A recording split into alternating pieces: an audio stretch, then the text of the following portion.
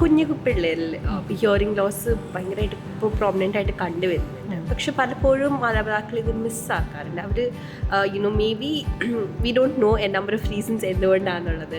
So മാമിൻ്റെ ഒരു എക്സ്പീരിയൻസിൽ കുഞ്ഞുങ്ങൾക്ക് ഹിയറിംഗ് ലോസ് വരുമ്പോൾ what is the probability that parents അത് അതെ, ആക്സെപ്റ്റൻസ് ആണ് ഒരു പ്രശ്നം എന്നുള്ളതാണ് ഒരു പ്രശ്നം.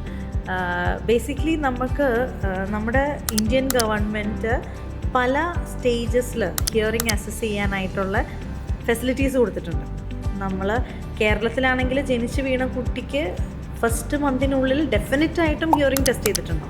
അത് ഇത്തിരി പ്രീ കണ്ടീഷൻഡ് ആയിട്ടുള്ള പേഷ്യൻ്റാണ്. അപ്പോൾ family history of hearing loss ഉണ്ട്, അല്ലെങ്കിൽ ICU സ്റ്റേ ഉണ്ടായിരുന്ന കുട്ടിയാണ്, അല്ലെങ്കിൽ ഇൻട്രാ പാർട്ടും കുട്ടിയുടെ വയറ്റിൽ ഇരിക്കുമ്പോൾ അമ്മയ്ക്ക് ചില അസുഖങ്ങൾ വന്നിട്ടുണ്ട്, സ്പെസിഫിക് വൈറൽ ഇൻഫെക്ഷൻസ് ഒക്കെ വന്നിട്ടുണ്ട്.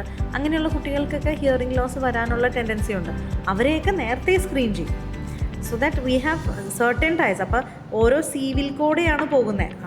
അങ്ങനെ നേരത്തെ കണ്ടുപിടിക്കുന്ന കുട്ടികൾക്ക് നേരത്തെ റീഹാബിലിറ്റേഷൻ കൊടുക്കാനൊക്കെ ശ്രമിക്കും. അങ്ങനെ കണ്ടുപിടിച്ചിട്ടും അല്ലെങ്കിൽ കണ്ടുപിടിക്കാത്ത കുട്ടികൾക്ക് later on in their life conductive block വരാമെന്ന് പറയും. അതായത് എന്തെങ്കിലും ഒരു അക്യൂർഡ് കണ്ടീഷൻ കാരണം, കോൾഡ് ആവാം, അഡിനോയിഡ്സ് ആവാം, അല്ലെങ്കിൽ അവരുടേതായ എന്തെങ്കിലും ചെവിയുടെ അകത്തുള്ള പ്രശ്നങ്ങൾ കൊണ്ട്, കഞ്ചനൈറ്റലായിട്ടുള്ള പ്രശ്നങ്ങൾ കൊണ്ട് എങ്കിൽ പോലും ചെവിയുടെ അകത്ത് വെള്ളം കെട്ടുകയോ അല്ലെങ്കിൽ പ്രശ്നങ്ങൾ വന്നിട്ട് നമുക്ക് ചെവിയിൽ സൗണ്ട് അകത്തെത്തണമല്ലോ. Outer ear, middle ear and inner ear. Outer ഇയറിൽ നിന്ന് ഉള്ള സൗണ്ട് ഇന്നർ ഇയറിൽ എത്താനുള്ള കണ്ടക്ഷനിലുള്ള ബ്ലോക്ക്, കണ്ടക്റ്റീവ് ബ്ലോക്കുള്ള കുട്ടികൾക്ക് പോലും ഹിയറിംഗ് ലോസ് വരാം.